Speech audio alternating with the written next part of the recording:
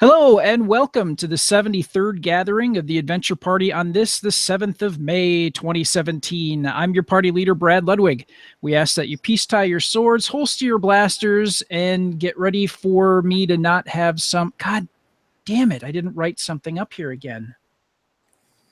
Wow. And remember, you can always fix it in post. I can always... Yes. When you're gathered at the meeting table. I had to bite my tongue. I was about to laugh so hard when you just sounded like me. It's like, okay, we're back, and I'm in the middle of church. Thank you for coming, and hallelujah, glory to God. Damn it, I forgot. Well, you heard Glenn, but you have now just heard the voice of our guest. Great. Yep, there we go. That's the first impression that people are now going to have. Oh, dude, I totally screwed up our intro. We set a tone. We're just going to keep running with it, all right? This is Daniel Dragonborn Edenfield, and he is a gamer. He's a musician, and if you could have heard us in the pre-show, you'd know that he is definitely a movie aficionado, but he specializes in horror. It's good to meet you, Daniel. Likewise. Thank you very much. We're going to talk with Daniel about music, gaming, and other things, but where did they meet? Where does the interest... I mean, Daniel's a musician, but he's a gamer geek like all of us who are listening to this. And we just want to get to know Daniel a little bit more and find out what he's all about. And where the rubber meets the road with gaming and music. So we're gonna dig into that, and we will be ruthless in our investigation. No, not really. Already talked about rubbers, and now we're getting ruthless. Here we go. It's gonna be that kind of show, folks. All right. And Glenn, as always, he's the second in command here. He does movie reviews. He has a game that he created called Mist Runner. How are you doing? I'm doing well. Thank you, Brad. Excellent. It's a pleasure to be here. Well, I'm glad you enjoy being here. There are days when I botch the opening where I'm not sure any of us should be here, frankly. We're going to do our usual game review with Glenn, a little bit of gaming news, roundtable everything, of course, and then we will talk with our guest in depth about music and gaming. But first, the gaming review. Glenn, what do you have for us this time? This belongs in a museum. Okay, Indiana Jones. That's the game. This belongs in a museum. Oh. From Rather Dashing Games, created by Michael Ritchie and Grant Wilson.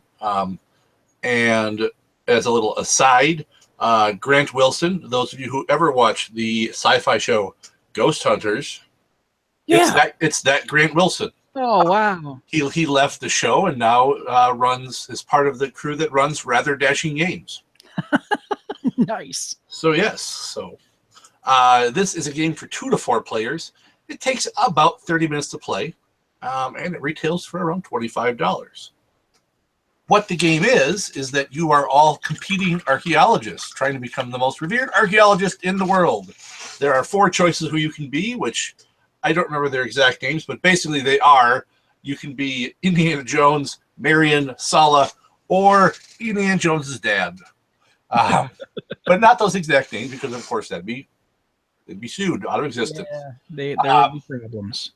It's a tile playing game. So what you're going to do is you're going to have a hand of tiles of various colors and terrain, and you're going to play these onto a shared board that you're creating as you play. The goal is that you are trying to get your color attached to your base camp. Your base camp is one of the tiles you can play. It doesn't start on the board. You can play it at some point later. And in order to get it connected, obviously you play. So if you are yellow, you want to play tiles that have yellow right next to your base camp to collect those points. However, there are also oceans, and water connects to a tile next to it. So if I have a yellow tile and then I play water and I play yellow tile on the other side of the water, that yellow counts as being connected to that other yellow tile. The same goes for mountains. Mountains also connect things. And then there are airfields. Airfields connect any tile that they touch to your base camp, because your little airplane's your base camp. Oh, sure, yeah. So this is important because you don't want to just make some giant field of your color, because there are also mummies. Each player has a mummy as well. And if I put my mummy on your giant, splotch of yellow that you control and think, I've got 12 points, and I drop a mummy there, you don't have those 12 points. That mummy cancels that whole block. Everything that touches that tile is blocked, with two exceptions. Mummies can't cross water, and mummies can't cross mountains. So it's all kind of setting up these various things to get yourself as much points as possible without making it too easy to have all your points taken away. At the same time, you're also trying to collect artifacts.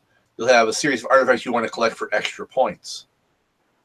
It's a pretty cool game. You can, on your turn, you play a tile. You can move your archaeologist up to 3 spaces.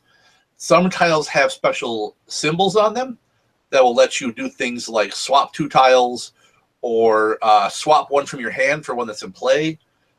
Or you can ignore that special symbol and instead move a mummy in place of that. That's how you move the mummies around the board.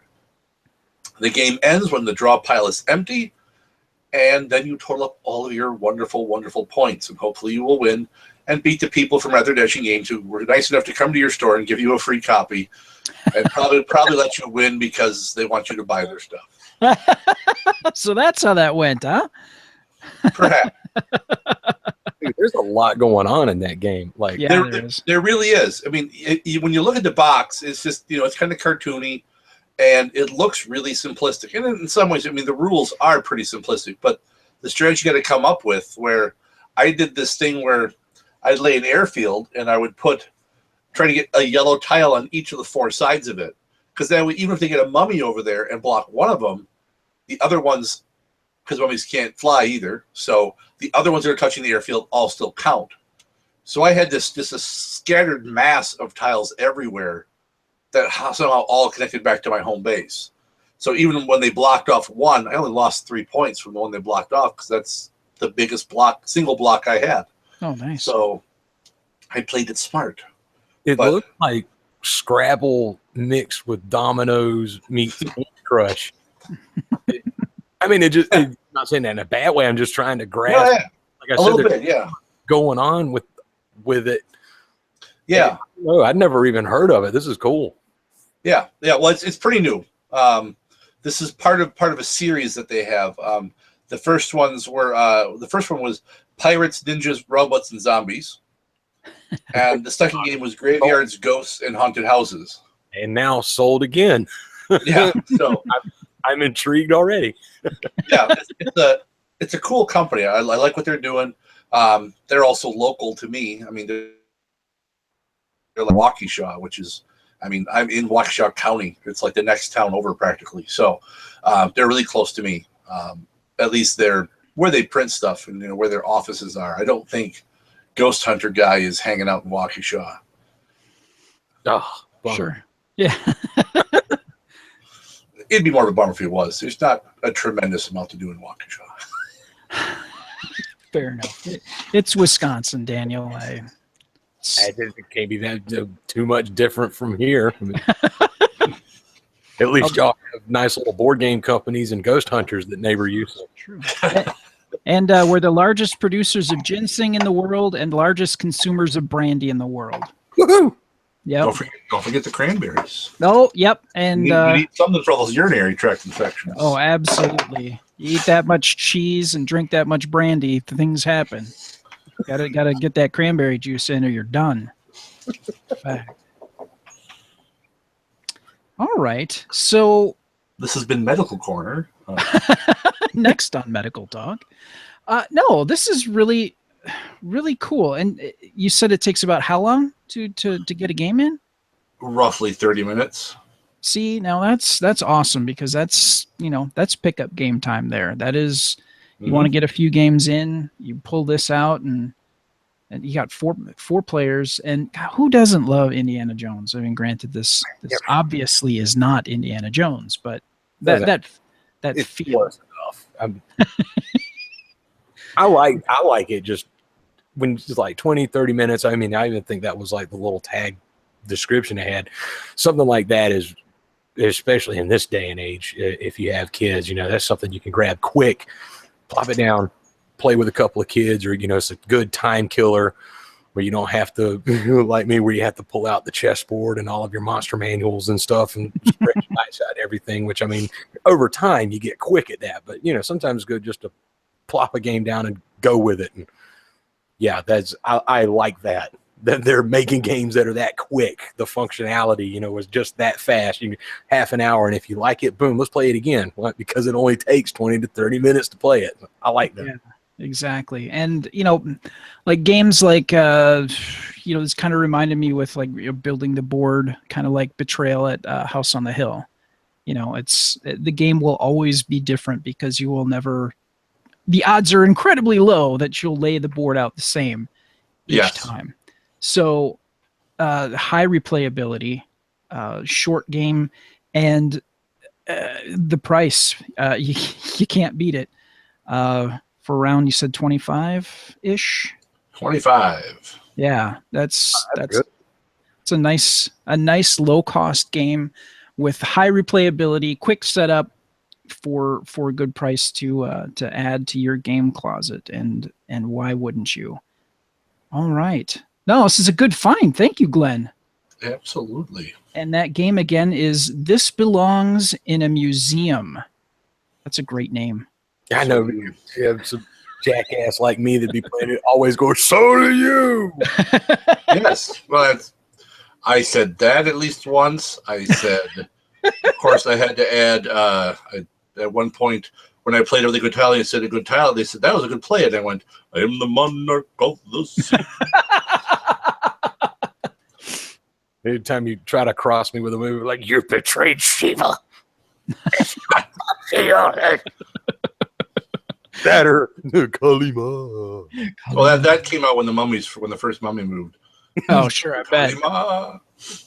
See, what you need to do is be playing with some people eating popcorn, and if somebody tries to throw one up into their mouth, you grab it and you look at them. Bad dates. Yes. Oh my God, yes.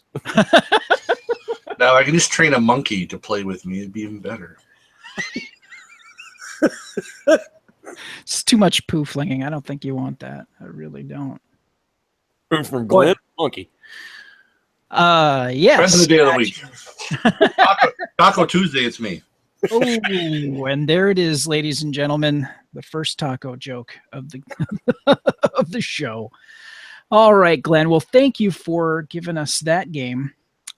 We're going to quick throw in some news. This is I pasted a really huge story into my document here, which obviously you can't see, but there's a little behind the scenes stuff that you probably don't care about. Hey, moving on. We talked a little bit about the Pathfinder game setting that's coming out called Aethera. And when we talked, oh God, I can't remember if it was the last time we got together, Glenn, or the time before, and we talked about Aethera essentially being kind of like the Star Frontiers of the Pathfinder universe. Oh yeah, it's often referred to as Starfinder. I was going to ask, is that the same thing as Starfinder? No, Yeah. Actually, it's not. Not quite, but yeah. Here's the interesting thing. Some of the backstory of this. Aethera put their thing together, and they put it on Kickstarter. And then the Paizo folks announced that they were going to do Starfinder. Yep. And the Aethera folks finished up their Kickstarter, and then they went, well, shit, wait a second. We better look at what they're doing. And they talked with the Paizo folks, and their stuff was going to be different enough that they thought everything was going to be cool. So everybody kind of went forward and did their thing. And so I don't know when Starfinder's coming out, or if it is out now. But Aethera is going to be out soon. I backed it, so I can't wait to get my copy. And the writer of this article can't wait for Aethera to come out either. Now, I got this article from Gizmodo, and we're just going to do a little bit about it, a little bit from the article, and then just talk about it briefly here. Here we go. Space wizards casting spells through the ship's turrets, enraged barbarians teleporting onto the enemy bridge, perilous occult mysteries that span planets, bizarre alien creatures lurking in the interplanetary void. Ethera is not your typical Pathfinder campaign setting.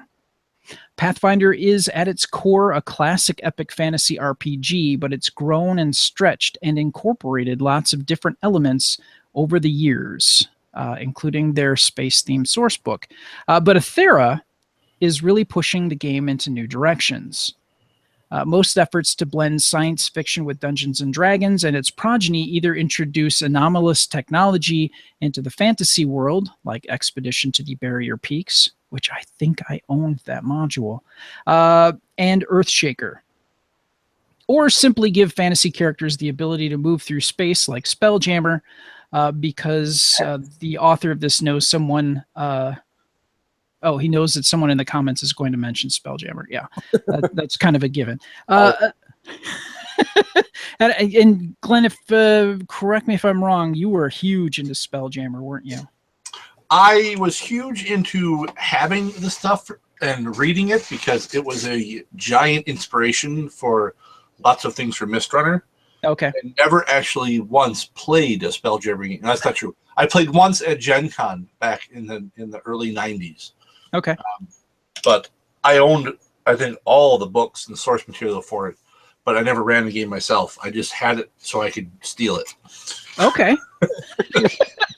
Fair enough. I've been wanting to read those novels. I can't get a hold of them. Oh boy. I might be able to put you in touch with a guy. I'd appreciate that as long as they don't like cost an arm and a leg. I can't literally.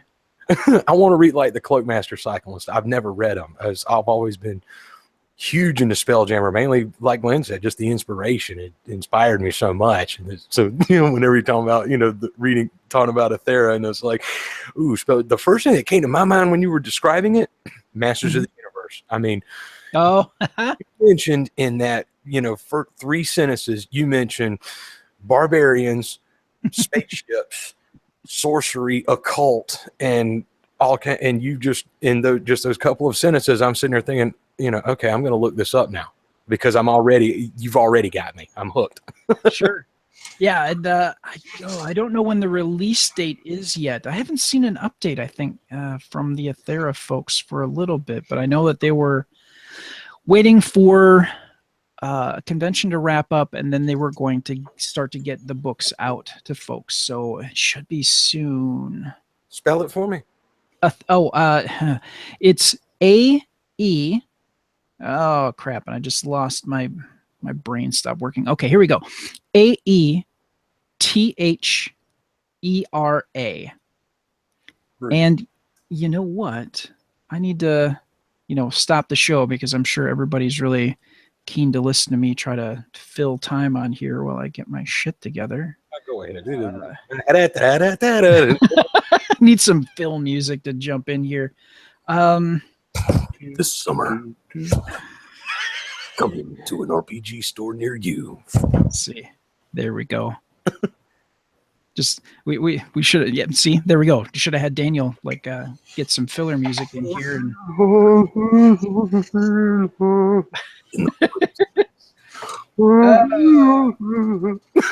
There we go. Michael Dudikoff is Space Barbarian. 7. See, now that is something that you would definitely watch. Okay. I'm a fool. I got the Ethera PDF already. And I'd put it off to the side because I didn't have time to read it because I was prepping all the stuff I'm doing for my White Wolf game that I'm running. And yes, so the PDF is out. I don't think the books are out quite yet. So I'm pretty sure you can go to RPG Now and pick up the PDF version of the game. I'm gonna look into that. I like it. I at least want to read the mechanics of it and see what it's like. I mean, what's it running? Is it OG or is it? I mean, it would be D&D 3.5. Oh, okay. So it's basic Pathfinder. Yep.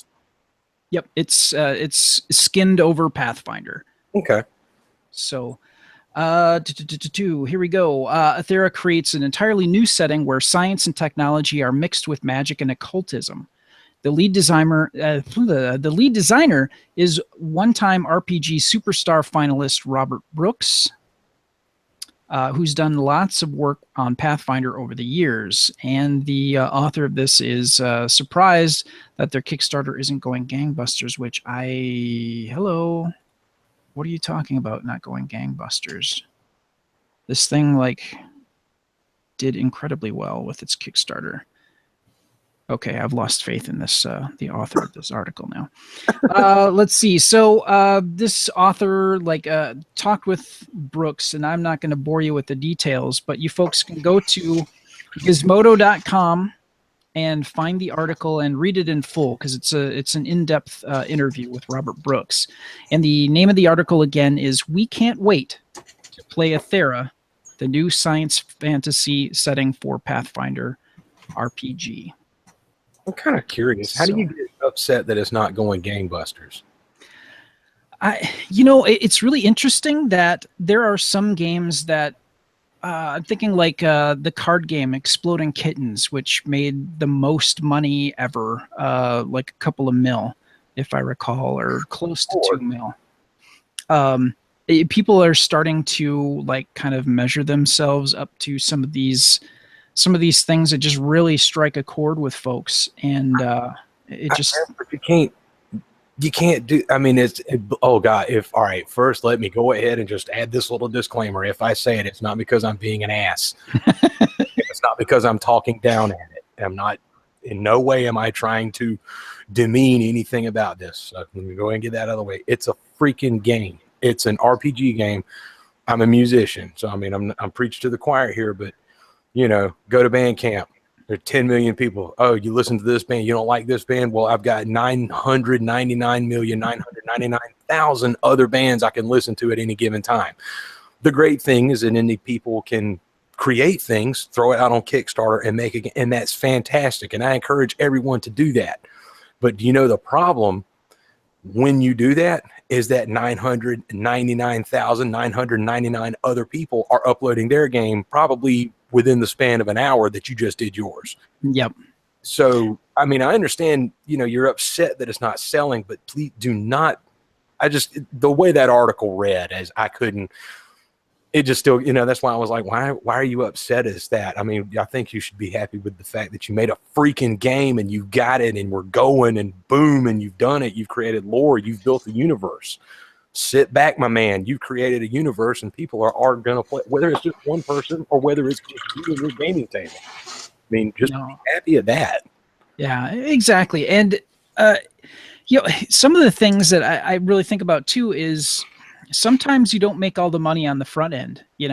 Sometimes you put something together, it's successful, you put it out, and then reviews come out or the right person plays the game and pumps it.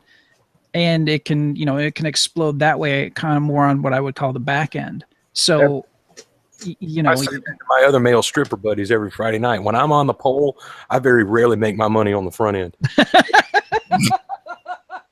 There it is. Yes. See, you know what I'm talking about then. All right. Yeah. So, I mean, I'm sorry to just completely derail that. My bad. Oh no, I was. No, you didn't derail anything. Let me tell you, you haven't hung out with Glenn and I long enough to know what would totally derail something. Let me tell you. No, I don't remember what they were looking for here. Let me find that real quick, because they did 52,000, and they were looking for.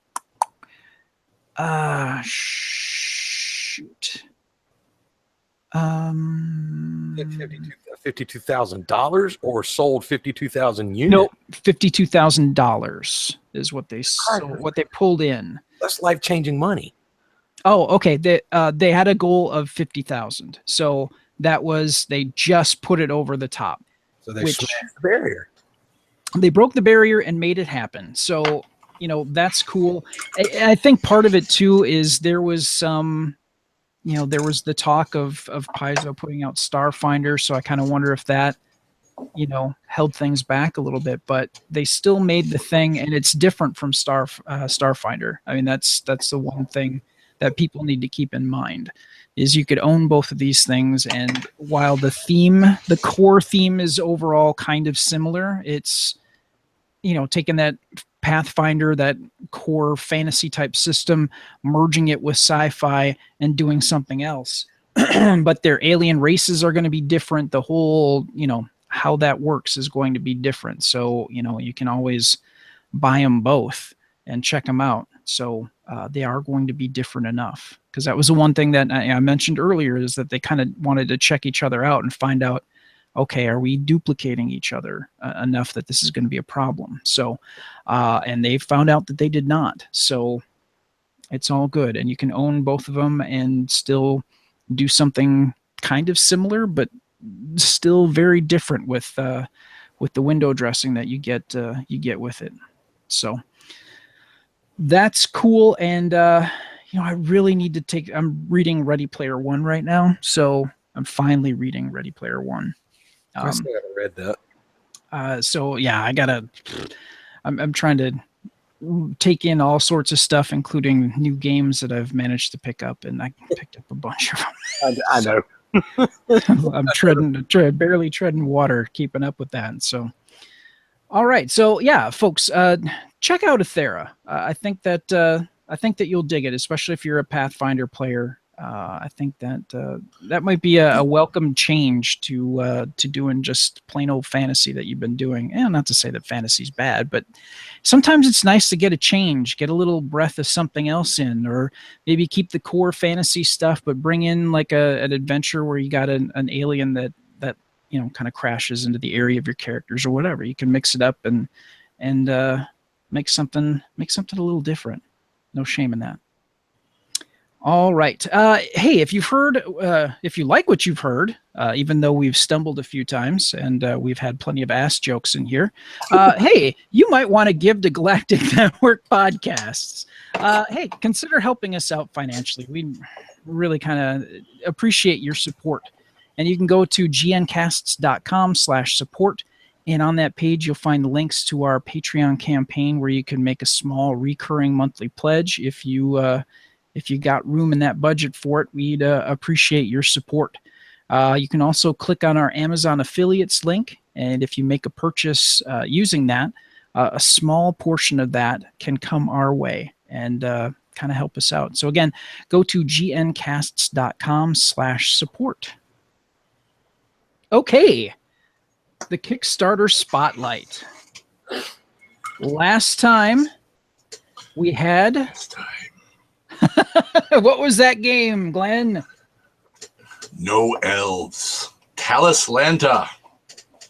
Going back to the freaking 80s of RPGs, man. Talislanta, redone, reborn, whatever. Redoing it? Yeah. Yep. Oh, I got Talislanta, the Savage Land. The Kickstarter, they were looking for 10 grand. So they set a very reasonable, achievable goal. And they got 69 grand. So this is something that is happening. The PDF is supposed to be out in September. Actual physical books are supposed to be out in September. So unless you went and got, or actually, no, I'm sorry. Is that the PDF or is that the... No, the book is in January of next year. So the PDF is September. The physical books book is in January of 2018. Crap, I'm old.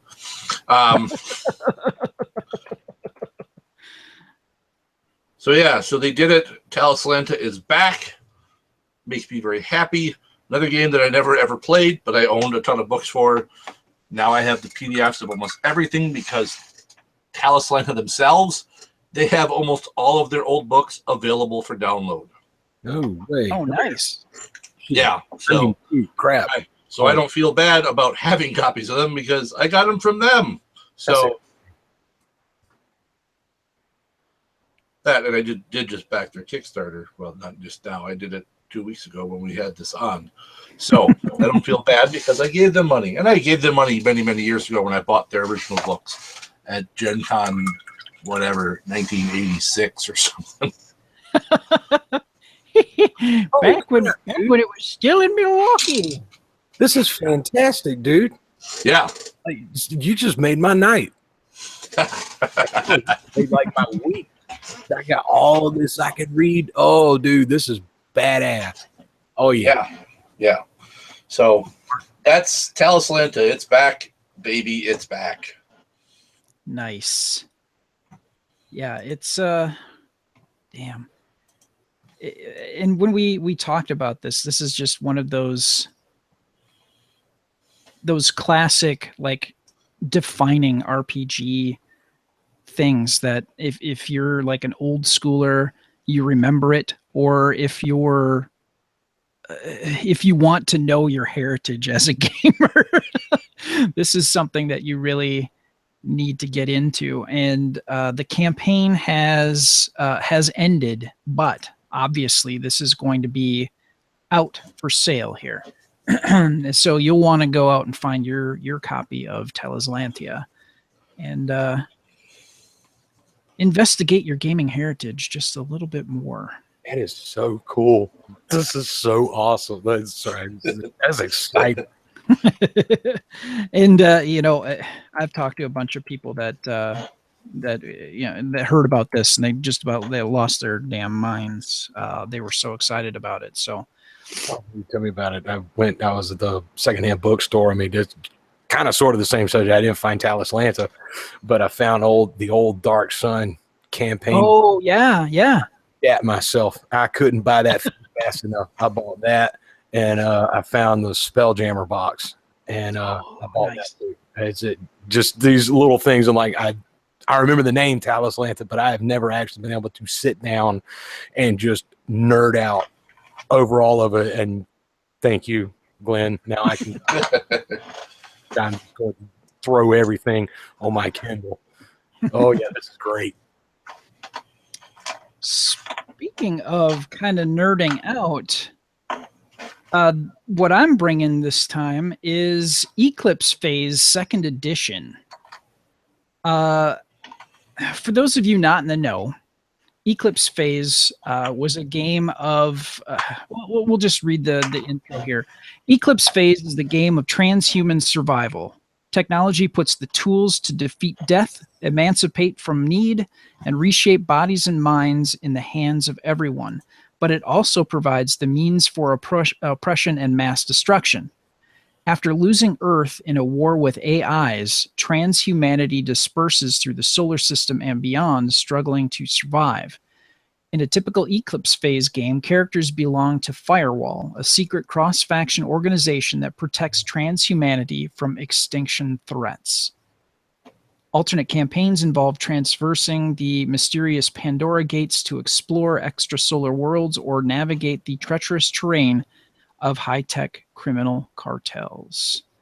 So Eclipse Phase, the 2nd edition here, they're streamlining and improving some things that they had from what they had before. They're improving some of the ways that you do things, making it, I think we haven't talked about, we've talked a little bit about my love of classic World of Darkness. And when Onyx Path came on the scene and got the ability to kind of redo the classic games, they ended up kind of streamlining the rules, keeping the lore, updating the lore a little bit, bringing it to current date to give you stats on, smartphones, which now exist and didn't exist in the early 90s. So what these guys are doing is they are kind of bringing a bit of the rules streamlining and improving some things in Eclipse Phase. And again, this is a game where I posted this, and I backed this one because I was really kind of excited at the setting. Space octopus. Yeah, it's mankind, but mankind far in the future. They've been able to kind of recraft the human body, make changes to it. But as it was in the intro, we lost to the AIs. AIs were developed and they kicked our asses and threw us out. So now mankind is on the run. So that whole concept, cool. yeah, I talked with Ian Benton, former guest on the show and good friend of ours. When I posted this, he's like, "Oh my God!" He just basically did what Daniel did. You made my day, and he threw money at them faster than anything. So, let's see what you get is a. Let's see. I backed him at the $40 level, which gets you Eclipse Phase 2, the PDF, and the digital stretch goals. Now, this is out for their estimated delivery is August of this year. So, what? For 3 months from now? 3 months. God, already. Yeah. So pretty much they had everything in the can, ready to roll. And once they get this, their goal was 35,000. Right now, as of today, May 7th, with 10 days to go, they're at 119,298. So they've, more than doubled their goal, more than almost. Math is hard. Let's go to them all. Oh, just about tripled it. We just about tripled it. They got 1,634 backers. Yeah, this thing is definitely happening. And I have to add, I love that their first and their fourth stretch goals get you as a player nothing. They give a pay bonus to all the freelancers who worked on this. Yes. So at this point, they've gone through the first 4 stretch goals. The first one is they gave a bonus to the freelancers. The second one, NPC File Volume 2, which gets you some more, a 48-page book of archetypical and specific non-player characters. Your Whispering Muse. Let's see. It's a series of 8 short Eclipse Phase supplements, a total of 32 48 pages, 32 to 48 pages, focusing on the niche and oddball subjects. But then the fourth goal was basically doubling the bonuses that they gave to the freelancers that worked on this. So they took care of their own, and I don't think I've seen. That's unheard of. Yeah, that is. And I have a feeling that a lot of people that gave to this probably went, "You're damn right," stood and clapped and gave them their money, because it's unheard of, and that's awesome. Their next stretch goal that they have up here is the Player's Guide. That is a condensed Player's Guide, 48 pages minimum, containing character creation and basic rules. So, kind of like D&D had the Player's Guide and then the DMG. This is kind of the same setup. They're making a Player's Guide so that you can just not bog somebody down with all the rules. You just give them what they need to create characters and strip out the crap that they don't, and try to get that game going as fast as it can that you're setting up. So let's see. Like I said, I backed at the $40 level. If you back at $60, you get the hardcover full color edition sent to you. At $75, you get the full color print version and the PDF. So depending on what you want, there's a level for you here. I kind of wish I had $1,000 to throw at this. Oh, I know. I saw that too, and I went, ooh. $1,000 gets you a copy of everything Posthuman Studio makes for the next 4 years. An electronic copy of every book, game, and trinket we produce, starting with Eclipse Phase 2nd edition until the end of 2020. And a print copy. Yeah, and the print copy. Well, at $1,000, you better get the print copy. $1,000. That's all I'm saying. $1,000, you better stand it on your ass and come to my house and let me read it on your ass. But I'm a cheapskate, so their books are generally $60 a pop. Holy crap! There is a value there. You are right. So a lot of their big. I have several of them on my shelf behind me. Yeah, they've got and they created a bunch of them. They created Sunward, Rimward, Gate Crashing, X Risks, Firewall, and transhuman, and all of them are. I'm sorry. Eclipse phase after the fall, transhumanity's fate, and shinobi clans. So I mean, they had a lot of stuff that they did. And those books are still usable. Oh, that's good. Oh yeah. They didn't ditch anything else. They just they updated and streamlined the rules, but kept all the other stuff that they had out there, which again is another cool thing that I don't think I've really heard of. Typically, they etch a sketch it, shake it, start over, and then here you go. But I've got the original, the first edition of Eclipse Phase, and then I have Transhuman, I have Firewall. Nice. I've never played Eclipse. I mean, is it? Not to sound just completely stupid with descriptions here, but is it like, it looks like Firefly meets Mass Effect? The character I played the last time I played it, I was basically a sentient octopus. Far out. And I mean, there's lots of like animal races. You can be like there's different like monkey and ape type morphs. And also a cool thing is afraid of dying.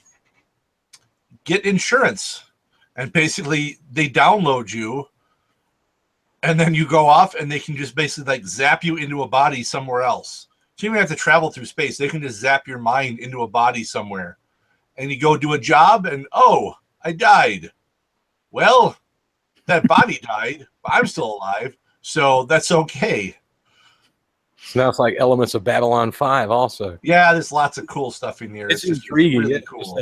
Is it not was it hard sci-fi? Is that the proper term for it? Kind of. I mean, I won't get into it because I have people who will, track me down and be like, you don't know what hard science fiction is. It's actually this. And I don't want to get into that whole argument. Well, we'll call it mildly turgid sci-fi.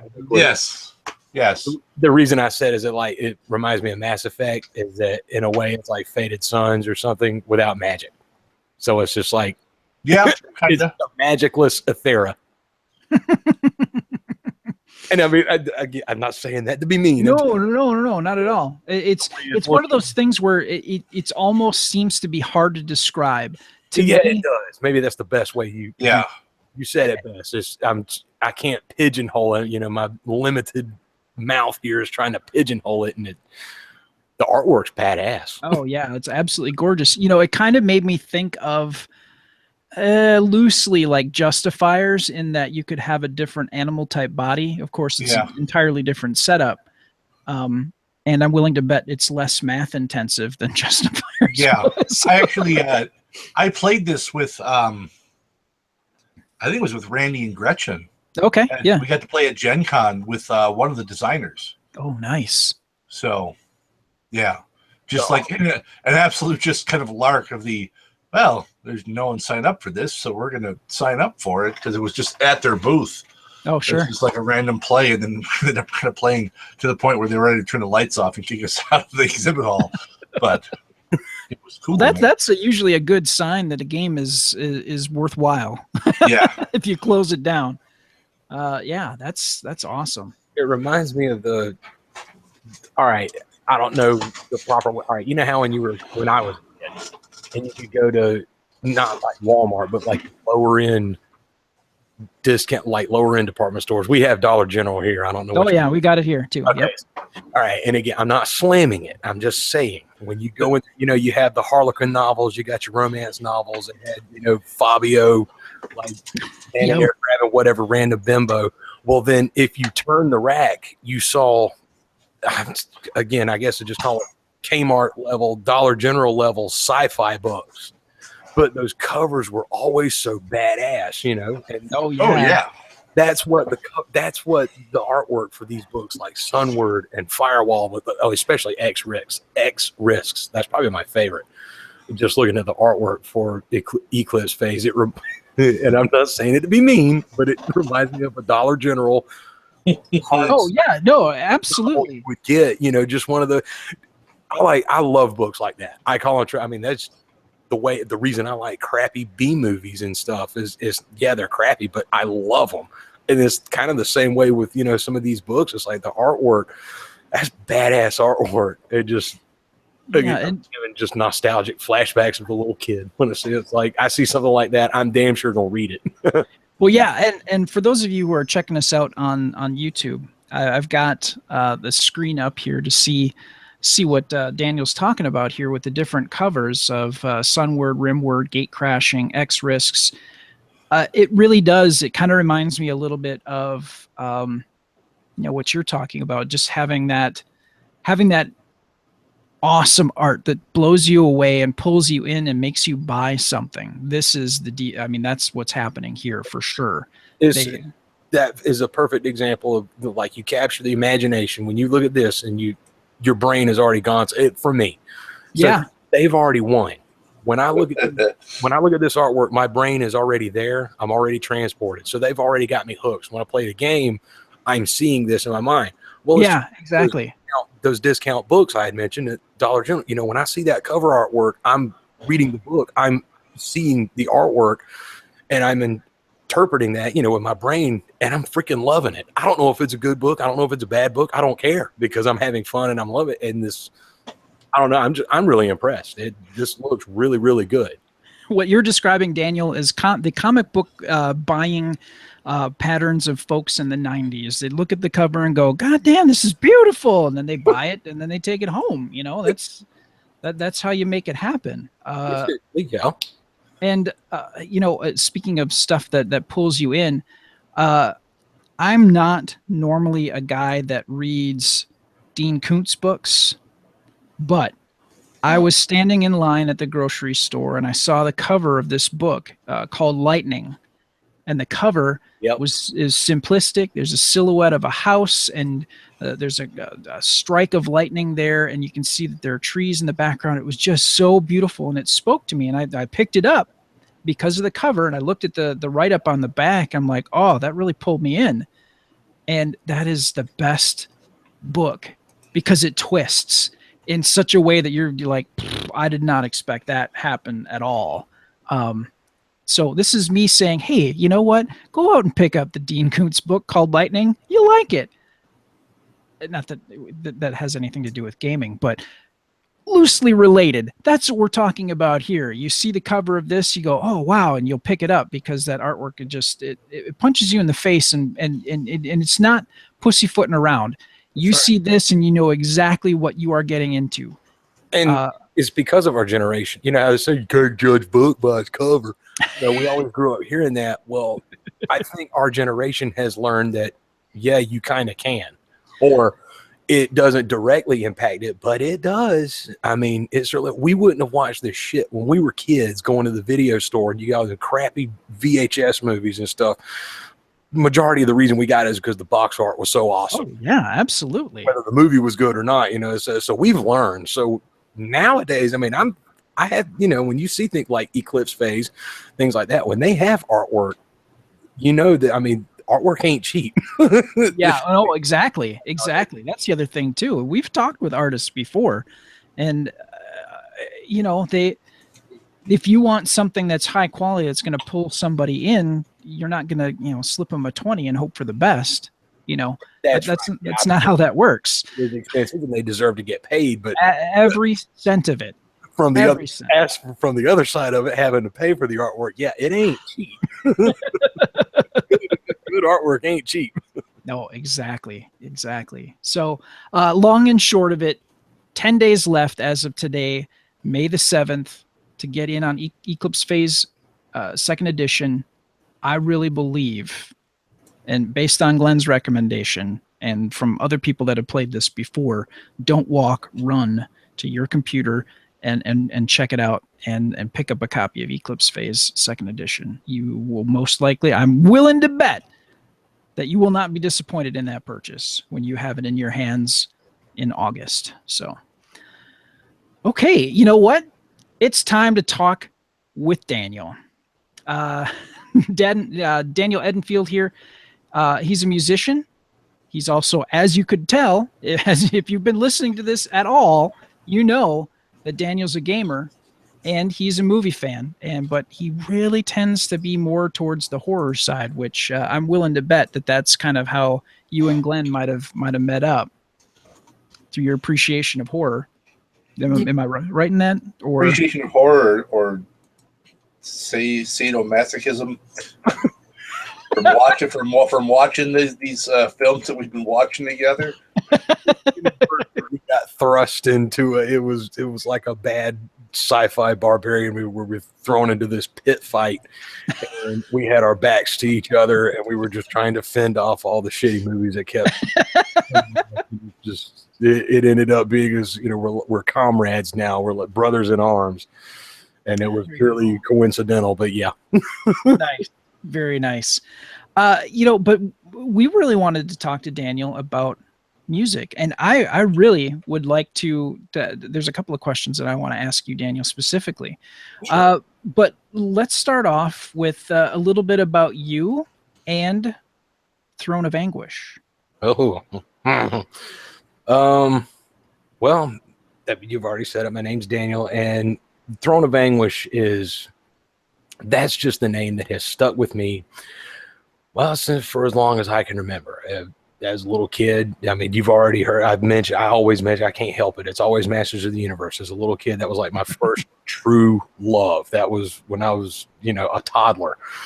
And say I was born in '80, and the first run of He-Man toys was '81. So I was a toddler, and that was the popular item. So that was what my mom got me. He-Man toys. Well, it's just growing up and have your other cartoons and stuff that you like, and it was cool. Let me some Transformers and basically anything animated I watched, but it was always He-Man. And therefore it turned into Conan, and then it turned into any barbarian movie I could watch, and just the usual turbo nerd beginnings like anyone else. And Throne of Anguish came about whenever I started writing music, and I love classical, and I love synth. I mean, I love music, but every time I play, I always end up getting heavy and fast, and I just kept getting heavier and faster, and then nerdier. And so Throne of Anguish, the long and short of it, is the name based on my Dungeons and Dragons campaign that I wrote, which is based on, I know, go ahead and laugh, on a vampire. But it was the story of a guy who gave up. He wanted to be king of the night. He wanted to have it all, and he got it all. Well, in the process of making his pact with the dark powers, he became a lord of the night. He was a king of the night, and in so doing, destroyed everyone that he loved. And so he was a king of the night, and he ruled on his throne, but his throne was a throne of anguish. So that's the name. Okay. Nerdy way of saying it. So it's like, well, what do you do? Well, I just write whatever. Death metal, symphonic death metal, haunted house music, chip tunes, synthwave, whatever. Whatever strikes your fancy. Nice. When someone asked me, what do I want to make? I basically want to make a symphonic operatic album that sounds like the never-ending story from hell. So. Nice. But in the roundabouts from that, I do anything. Throne of Anguish is basically is where I try to relegate all my heavier death metal stuff, and that's why I formed the Night Keep, where I do haunted house stuff and I do my audio dramas, which are also based on my Dungeons and Dragons campaigns. And oh, nice. It's that I use that to practice.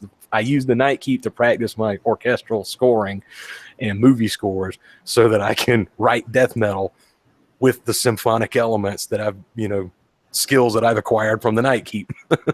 Nice. So let's, how would you say that gaming has influenced your music or you as a musician? That pretty nice little rambling session I just gave about my freaking band. A kid in the 80s, best decade ever, had, the coolest toys, playing with He-Man, watching Conan. My mom screwed up when I was a kid, let me watch Conan when I was like 6 or 7 years old.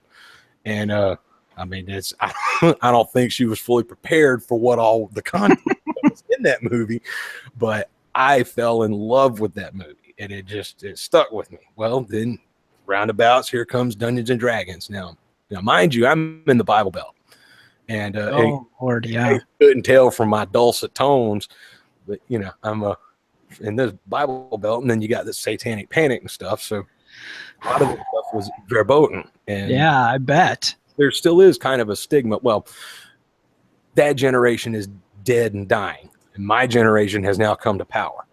Sure. So, we're spreading the good word. We are, apostles of the good Dungeons and Dragons. And I say D&D, that's the colloquial term, just like, Sure. yeah, I'll have a Coke, I play D&D, is I play anything that's an RPG. And I've always been that way. I've always been fascinated with swords and sorcery. I've always been fascinated with science fiction. And the artwork, man, I mean, D&D second edition, that I remember, seeing the old Dungeons and Dragons covers and stuff, it was cool. Oh yeah. The old, first edition stuff, it had kind of a Frank Frazetta look to it and stuff, kind of sort of an unpolished feel to it. But when the second edition came out and there was that mass marketing push, in all the gaming stores and stuff. Yeah. And then it was right about that time you had the boom with Rifts, those Palladium games, which had badass artwork. Yep. And so as a little kid, when I go into a comic book shop, I'm just wandering over to the RPG section and just soaking in all of this artwork. And that was about it. And I knew that D&D, I knew it was a game, but I just couldn't fathom, how do you play a game with these big ass books? But then I see these big ass books and I just think it's like the never ending story, or, Sure. Yeah. there's hidden incantations in this thing. It's like that movie, The Gate. Oh yeah. That movie has inspired subconsciously so much of my life. I want to be that band. I want that freaking album that you open it up and there's a book. And the liner jacket of my album is called The Dark Book, and it tells you how to open a gate to summon demons. And I just always thought, like, in the game store, something there was going to be like that. And Yep. the peruse, sneaking a copy of the Dungeon Master's Guide and flipping through it to the magic section and look, and then where's the damn pictures? There's no pictures. Where's the pictures? And then eventually I realized that I had the pictures the entire time in my head. Yep. And so through, expression, we fast forward years through teenage angst and shit like that. I pick up a guitar and then start using what was already in my brain and just kind of vomiting it out, be it, whether it's on a guitar or on a piece of paper or stuff. I just started writing. I've been writing my own adventures. Since I couldn't play Dungeons and Dragons, I started making my own Dungeons and Dragons. I designed my own D&D game because I didn't know how to play it. Sure. But I knew enough of Final Fantasy and I knew enough of Zelda and that old game on the PC, Wizardry. I would borrow things from that and then just kind of basically it was shit. I would just throw it out and figure out, here, just roll a dice. What does it do? I don't know, to do something. And didn't realize at the time that I was actually playing Fudge or Dungeon World, but back then it was called being creative. And so that's it. I just started writing my own adventures until I became a man and paying my own bills. And I can't tell me what to do. And so then just started my gaming group, and it's just been one hell of a ride ever since then. Nice. Now you mentioned that, some of your gaming experiences, your sessions have kind of inspired some of the music. Have you ever decided to throw together do you have an album? Let's go this way. Do you have an album that or a compilation that you put together that's here's 5-10 songs that, these are sessions that I've played in, and here's my interpretation of them musically? Oh, okay. Well, I mean, if you want, I'll go ahead and play. If you go to throneofanguish.com. Okay. Or we'll do the Bandcamp route. Go to throneofanguish.bandcamp.com, or just go to Bandcamp and look up Throne of Anguish. And actually, pardon if my keyboard's incredibly loud, but that's fine. Throne of Anguish. And here we go. Let's hope to God it's still up there. Okay, you'll see an album called Defiant Gifts of Torment. Yep. I had some previous albums, and I'll get to that in a little bit. Okay. I've actually made, I think I'm on my 10th album now. Nice. None of them were any good. And I'm not saying that this one's any good. This is just the best sounding of the bunch that I don't mind people hearing. This album is our death metal It's death thrash black metal with it has been compared to John Carpenter meets Behemoth.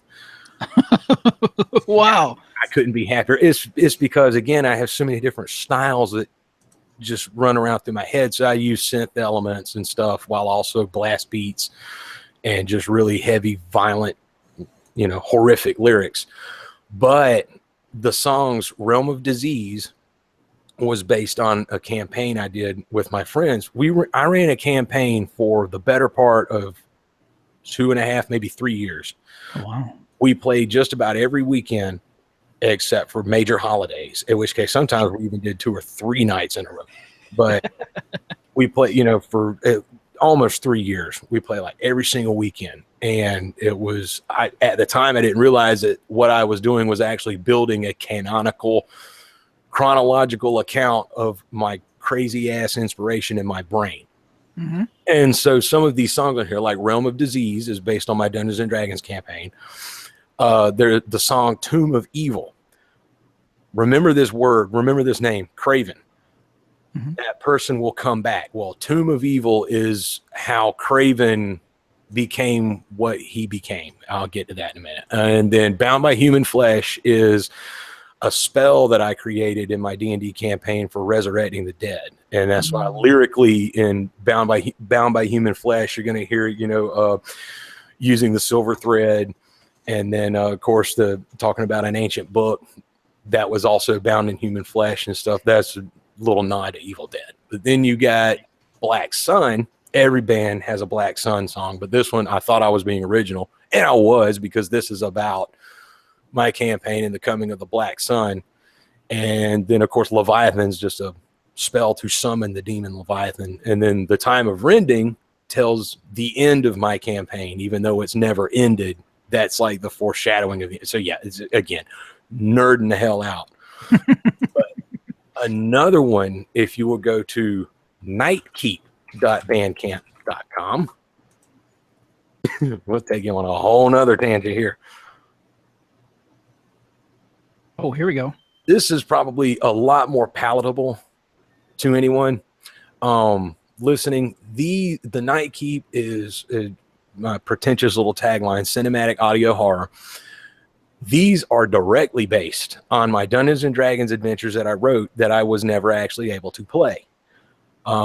This, after life hits and adulthood hits and you can't really play, this is how I play Dungeons and Dragons now, because I don't really have time to do this. I mean, I could, but because I have other pursuits that I can't, just sitting down gaming for after a 3-year campaign, I don't know if I have that time yet, because I'm a storyteller. I'm not trying to sound conceited when I say it, but I'm a world builder. I'm a storyteller.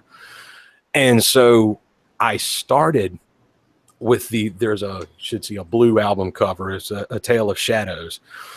That was my first foray into my D&D music, because this is based on a story that I did called River Dark, where there's a black river flowing through an old town, and everyone's dead and gone, and you don't know why. So this album is the story of a man who's traveling through there trying to find out what happened. And the man belongs to an order of scholars. And blah, blah, blah. You can listen to it. I have it set to free streaming. So, I mean, you can stream it as much as you want. But these albums, they're narrative, and then they're also dungeon synth and orchestral. It's kind of cool if you listen to it chronologically. These albums, it starts off dungeon synth and then just gets into ego-driven hubris by the newest album. But this one is more dungeon synthy. Okay. When you're talking about this, what's popping into my head is Kisses the Elder. Oh yeah, I mean, I appreciate that. Yeah. Well, I mean, with the whole concept of using, normally when you think about, or at least normally when I think about storytelling music, it isn't always like heavier sounds to tell the story. You know what I'm saying? Kisses the Elder was the first time I went, it doesn't matter what genre of music that you use to tell a story. It sounds so simple, it's stupid, but at that time I had a very limited view of music. And it's absolutely brilliant. And that's what music does and that's the beauty. There's an entire genre called dungeon synth. That is exactly what you think it is whenever I tell you that name. Sure. It's old, crappy 80s fantasy movie, just synth music. Stuff that you would put on in the background while you played Hero or while you played yeah, D&D. there's a whole thread on Reddit for dungeon synth. Holy crap. Absolutely brilliant.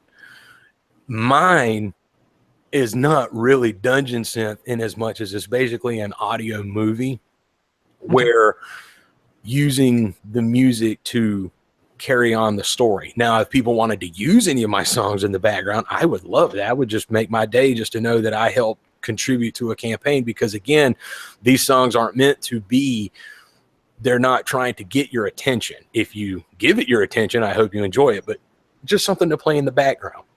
Sure. And then it builds up, through later subsequent albums, and the mood changes. Like this album's more fantasy, low fantasy-ish, whereas In Musica is more of a steampunk fantasy. It's still in the same universe. It's still in the same world of my adventures, but in music, I'm going with a more Baroque Victorian feel. Oh, okay. And then Heretica, I'm going a little harder in the sci-fi and more evil, but taking it back to the low fantasy again. And that was the best way I could explain Heretica is, I mean, for lack of a better, just think Warhammer. Just think, fantasy Warhammer. Ex Tenebris is just, I don't know, that's my love letter to my favorite sci-fi horror, Aliens, Doom, and Event Horizon. I mean, that's it. I liked Event Horizon. I love that freaking, that movie is the Doom prequel. Anybody, because I've had people that ask me, I haven't seen that. And I just said, do you like the game Doom? This is before the new one came out, it's the old Doom. I'm like, you like Doom? They're like, yeah, I love that. It's like, do you like Doom 3? Yeah, I freaking love it. I was like, then watch Event Horizon, because that movie is the prequel to everything that happens in Doom. Yeah, for me, Event Horizon was Lovecraft in space. Absolutely. Don't know. I mean, I'm not trying to say, but you might dig Ex Tenebris then, if you like Lovecraft in space. And I'm real big, of course, grew up in the Bible Belt and stuff. I'm real big in religious studies, and so Ex Tenebris is, it's just a love letter to Gothic horror. That is Lovecraftian horror, but I use a lot of religious undertones and throughout the album, while also just giving movie score music. I mean, it's a little something for everyone. Nice. Very nice. No, I'm at a point now, and I'm doing, right now I'm running for, I've been telling Glenn this and probably boring him to tears with it. But I, for a long time, I lost my confidence to run. And I just recently started running, World of Darkness, but they're the hunters, they're the investigators, they're humans. Right. And it's taking place in Arizona in the 1890s.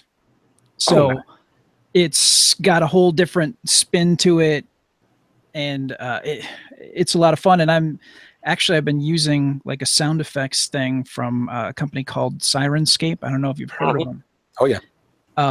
But I'm always kind of on the look for other things to kind of keep mood and, kind of present a little something. And I have a feeling that I'm going to be listening to your stuff here and throwing some money your way and using some of your stuff here as I go through it. Spotify. I mean, if you want to, if you have a playlist set up. Now, again, I want to do an Old West.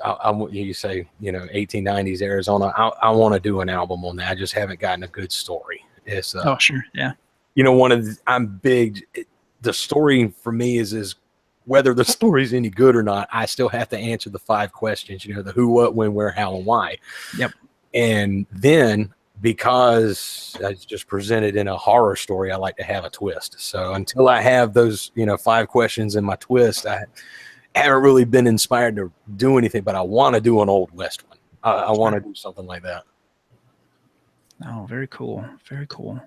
Most of these, the music, basically, I tell, other than Ex Tenebris is sci-fi synth. It's, just pompous, ego-driven movie trailer music with a lot of retro synth and stuff. But the early stuff is Castlevania music. Oh, sure, yeah. Playing it.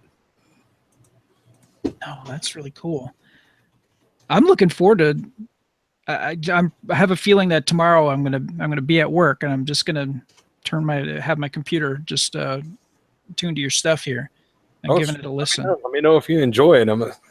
I always love it if people actually like it. I mean, hopefully, my main thing, I want to inspire somebody else. And it's not, if you make music groovy, go make music. I would just like to think, you're listening to my Dungeons and Dragons game. You're listening to my story. What you're listening to is something that has either been played or has played out in my head.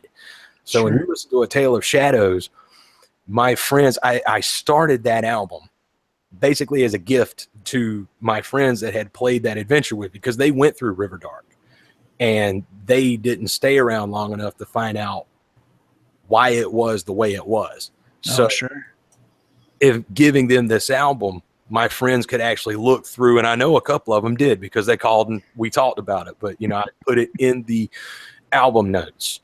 I put correspondence in there. I referenced places in the album mentioning things that they knew, that they were there. They witnessed when they see the church, the cathedral with the light coming through the belfry.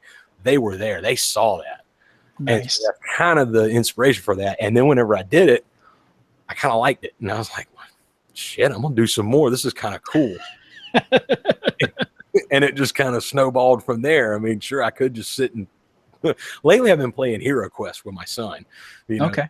Sure, I could just sit here, play Dungeons and Dragons, but God, this is so cool because I can write it, and I have competent, just incredibly talented friends that they didn't even some of them didn't even know that they could voice act and do voiceovers and stuff. And now that, taking my podcast, meeting my friend Mark, and then getting on the Astro Radio Z with Derek, and then Glenn comes in, and I'm meeting all these people who also don't mind doing this. It's like I can tell them, it's like, yeah, what's this album? Like, where it's just audio drama based on my D&D stories. And they don't laugh at me. They're like, that's badass, dude. And it's like, I'm sorry, what? Really? You found your people. That's what that is. Hold the damn phone here. Wait a minute. 30 years ago, I was getting my ass kicked because of this, and now I'm cool. To pass the memo around someone, because I don't think so. Oh, that's awesome. What is the name of your audio drama? Which one? I mean, the audio drama is just under the Night Keep. Okay. That's why I kind of did it. I call it the Night Keep, sort of like an homage to the Night Gallery. Gotcha. Yep. And because I have no business acumen, I have no freaking clue what to do, when to do it, or how to do it. And doing the Night Keep, because I originally did A Tale of Shadows on the Throne of Anguish. It's a little bit jarring whenever the next album's symphonic death metal, so I don't, it's kind of tough to market it like that. And so I just made the Night Keep as a separate entity that I am beholden to no one, even though I'm not beholden to anybody in Throne of Anguish either. But, the Night Keep is my baby. I can do anything I want. So like my next album, the Night Keep, if I wanted it to be an homage to 42nd Street trashy, sleazy New York movies like Maniac Cop and stuff. if I did an album, an audio drama based on that, that's cool because it doesn't matter. It's the night, I can do whatever the hell I want, So that's why I separate that. And then again, as an homage to the Rod Serling's The Night Gallery. So that's why I call it the Night Keep. And then, just kind of keeping it, because I originally wanted it to be just kind of like No Sleep podcast, just kind of Night Keep is like, just straight audio dramas, but that shit takes a long time to make. And when it's only one person making it, I just try to do an album a year. Sure. No, and the No Sleep podcast is one I like to listen to. So that stuff is just creepy as shit. I can't, like with mine, I don't, some of them, they read, and there's nothing wrong with it. If they some of them read, some of them just, narrate a story. Yep. Let's see, I do mine in what I call my little tagline, graphic audio. I don't. Okay. Yeah. There's some narration if there has to be, or if that's what the story calls. But I also use other voice like they talk. There's dialogue, there's sound effects. If there's people walking, you hear them walking.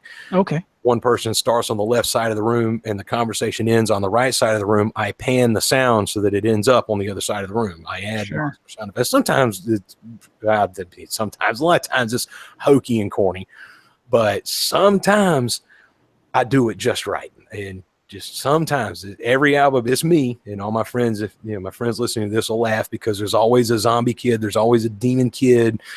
The way to make something evil for me in a story. And if you want to make it the mood real creepy, of course, you add a cemetery. But if you want to make it really creepy, add a pipe organ and some choirs. And then if you really want to screw them up, add a kid. And if you really want to screw it up, make the kid a zombie or some demon kid or something like that. Works every time. Oh yeah. Just listen to my albums, you'll see. Or you'll hear. I'm definitely, I'm sold. I'll be listening to this and backing you here. This sounds great. And yeah, if you ever need a voice, dude, I would love to help out. Oh, you just screwed up. No, I'm writing that down. No, seriously. I mean, I will keep your information, because yes, I'm always needing new voices. No, excellent. Oh, cool. I'm really glad that we got a chance to talk to you, Daniel. I know we're kind of, I know you're on the East Coast. You're an hour ahead of us, so we got to wrap this up here. But fine. Thank you. I can ramble on it. I feel uncomfortable rambling about myself. I just want to talk about nerdy stuff. Well, you know what? You are nerdy, and you're. Thank you, Glenn. You're amongst your people, Daniel. There's no shame in that. No, I do have to say, because I'll plug it again. I got Hero Quest. There you go. Yep. Box set of Hero Quest, and that was my son's first introduction. We played D&D a while back, and it was okay with him and stuff, but my son, he's 12. Yep. So I wanted the box set of Hero Quest just because I freaking love that game. Love me some Warhammer. That's just one of those that I will get anything Warhammer. I read the lore. And then growing up, I realized when I first got into Warhammer, I was like, man, some of the artwork's the same. They talk about some of the same people. And I was like, holy shit, that's made by game. That's the Hero Quest people. Right. Anyway, you have to, if you haven't, Daniel, there's a video you have to see. What's that? Just check out it's Why is Hero Quest so great? Oh, it's this British guy calls him the Bard, and it's just everything. It's like, the best thing about Hero Quest is the barbarian. And then he goes on about the barbarian, and he's like, the best thing about Hero Quest is the box art. And he just goes on, and just everything is the best thing about Hero Quest. Right, you're damn right. That was just it's an amazing video. You should watch it. If you're a Hero Quest fan, you will get a kick out of it. I concur. And the rules are so great. Getting my son into the game, and it was just wonderful because I knew I had him. I turned on my music on my stereo, as is just, I've always done that for years. I'll find some cool music and I'll turn it on. And I'll just have it playing in the background. Usually and it's not even movie themes. There's actually movie trailer music production companies. That's what they do. These jackasses make a living doing trailer music. I'm so jealous. Well, if you find the playlist, you can turn it on. Well, it just like every song sounds like the most epic battle that's fixing to happen. And usually the song snippets are from 2 minutes and 10 seconds to 3.5 minutes, depending on your standard trailer length. So they start small, they build big, they do it really adds to the tension and the excitement in the game. So anyway, I'm playing that, and I have Hero Quest laid out for my son, and he's just dazzled by the figurines. Yeah. And then I'm going the dice mechanic, which is so simplistic, and yet he has already learned success-based statistics. So he's ready for White Wolf. He's really ready for Shadowrun, for the rule sets.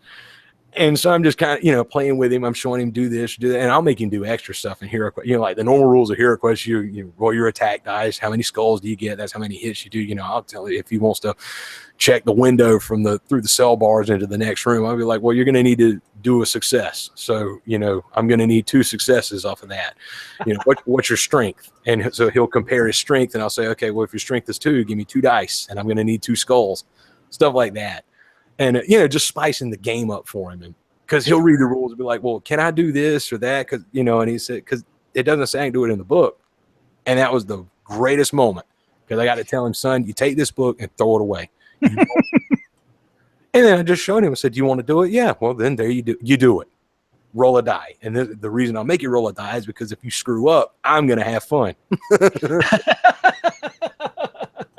Thus say God, Hero Quest is just the great gateway drug into getting you into D&D and stuff like that. Because I told my son, and he found out after our third session, because we played one night and immediately the next night, rather than sit and play, and I have nothing against it, but rather than him sitting in his room playing Minecraft or Gary's mod, he says, "Can we play Hero Quest again?" You damn right.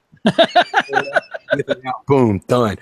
And then by our third session, I told him, I said, the beauty of D&D is you could do more. And I had to explain to him, I said, because eventually you're going to want to get off of that board, because that's what happened to me and my friends. That's what led into a 3-year-long campaign, is that eventually the board runs out and you want to see what's beyond the board.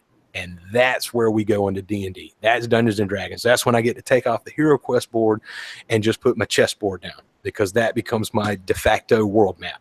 Chessboard, chess pieces, Mage Knight figures that I'll use for, tactical battle planning and stuff like that. So eventually I'm going to get my son into doing that, and I can't wait. That's going to be so awesome. That is very cool. Very cool. Well, I want to thank you for taking the time to chat with us, and I would love to have you come back on, Daniel, at some point in the future here. Absolutely. Yeah. Anytime. I mean, I will nerd out over anything RPG all day, all night. I don't care. No, that's cool. I can't wait to listen to your stuff tomorrow. I guarantee you that's what I'm doing when I work tomorrow, is I will be listening. I appreciate it. I mean, if you like it, let me know. I mean, you got or you can find me on Twitter at Throne of Anguish, at the Night Keep, or email me or friend me on Facebook. Oh, sure. It's all the name, Daniel Dragonborn Edenfield. And yes, there's an H in the dragon, because for some reason, 10 years ago or whatever, Facebook wouldn't let you spell the word dragon. Really? Yeah, really. Like I spelled it, it had a little red line under it and it wouldn't let me accept it. I was like, you expletive, fine, I'll put an H in there. Oh, wow. That's the reason. That's crazy. I that's so weird. Why? It wasn't like a Star Trek for I am Dragon. It wasn't anything like that. No, it's just because Facebook wouldn't let you spell dragon. Go figure. That is so weird. Well, it's their house, their rules. It's whatever. Yeah, I mean, it was either that or Nipple Thump 87. So I went with dragon. Yeah, I think you made the better choice. Appreciate it. I really do. All right. Well, before we wrap everything up, guys, I do want to give a shout out to Die Hard Dice. We had Todd Tiemann on, and for those of you that maybe need a refresher, Todd Tiemann's Die Hard Dice. He makes metal dice sets, and he's got poly dice, either the translucent or the metallic kind of swirl type dice. We had him on a while back, and he created a coupon code for Die Hard Dice. I got to tell you, just last week, I picked up a set of 6 of the metallic swirl dice, 6 sets of dice, $18 with the bag, and he gave me a bonus set, which was nuts. So 7 sets of full sets of dice. That's the 20-sider. That's the 4-sider. That's everything. And the percentiles, so you get the 2 10-siders. 6 sets, which turned out to, he threw in a free set. And my girlfriend, Anessa, just got the translucent poly dice, and they threw in 2 additional sets of the swirl metallic dice for her. So she got, what was it? She got 6, she got 8 sets. God, math is hard. I don't know what's fucking up with my brain today, but she got 8 sets of dice for a song and a dance. Now, on Free Comic Book Day, I was looking at dice, and it was like anywhere from $9 to $11 for a full set of dice. This is 6 sets of dice for $18. All right. And if you use the coupon code, all one word, Adventure Party, you get 10% off your order. Now, like I said, he's got metallic dice, and these are affordable metallic dice. Not like some of these websites you go to and it's like $100 for a set or something like that. That ain't happening here at Die Hard Dice. They also have the neoprene rolling mats, so you don't ding up your table with the metal dice, which your mom or your significant other will greatly appreciate, not dinging up her wooden table with your dice. So check it out, dieharddice.com. Use the coupon code Adventure Party. Like I said, all one word, Adventure Party, and you get 10% off your order. And it looks like they're throwing in bonus dice for people using the coupon code. So there you go. Don't walk, run. dieharddice.com. All right. Enough of the advertising. We're going to move on to the wrap up here. If you want to chat with any of the hosts like Glenn or myself, well, not so much Glenn. Glenn's a busy dude. He's not like me working on the computer all the time. But you can chat with me and some of the other folk, some of us other lazy bastards who are on the computer all day. You can chat with us on our Slack chat channel. And you can sign up for that at gncasts.com/signup. And we can add you to our Slack team, and you'll have the ability to interact with the vast majority of the folks that are a part of Galactic Network's podcasts and some of the listeners as well. Again, you can go to gncasts.com/signup. For more on this podcast, show notes, contact info, and more, you can go to gncasts.com/adventure. If you have a question or a comment about anything that you've heard on this Galactic Network podcast, you can email. Oh my God, if I could only read. You can go to gncasts.com, go to our contact page. We have a number that you can call or text. Well, depending on your text package, you may get charged for it. But that number is 805-328-3966. Again, 805-328-3966. Or you can go to gncasts.com/contact. We do read and listen and appreciate all of your feedback. You can also subscribe to this podcast by going to gncasts.com/subscribe, or you can check us out on iTunes, Stitcher, Google Play Music, or Podcast Land. We're on a number of places where podcasts are offered. Just look for us, Adventure Party. I also want to thank my buddy Mark Wooldridge from the Central Battery Music Works, who composed our music theme, opening and closing. Thanks a lot, Mark. We really appreciate the work, and I love this theme. You did a great job, man. Appreciate it. I want to thank Daniel Edenfield for taking the time to nerd out with us about gaming and RPGs. Where can people find out more about? I know you threw them out there, but I just want to give you another chance to throw it out there so people can find you on Bandcamp or wherever. Where can they find you? I appreciate it. I mean, that's the best place. Just go to Bandcamp, search Throne of Anguish if you want death metal, or search The Night Keep if you want haunted house, Castlevania, really nerdy RPG music. You can find me on Twitter at The Night Keep or at Throne of Anguish. But I mean, you can find any of that if you just go to Bandcamp, look up The Night Keep or Throne of Anguish, you'll find me. Nice. And last but certainly not least, Glenn Bittner. Thank you so much for hanging out with me again. Where can people find out more about you, your movie reviews, and more about Mistrunner? You can go to YouTube with Guy in a Bunker Productions and the B-Movie Bunker. Go to guyinabunker.com, or on Facebook, B-Movie Bunker, or Mistrunner the RPG, mistrunner.com, or easy as just follow me on Twitter at Guy in a Bunker. Nice. All right. Well, thanks to everybody for listening. Thanks for joining us on the Adventure Party. May your characters never die and your adventures always be epic. Thank you and good night.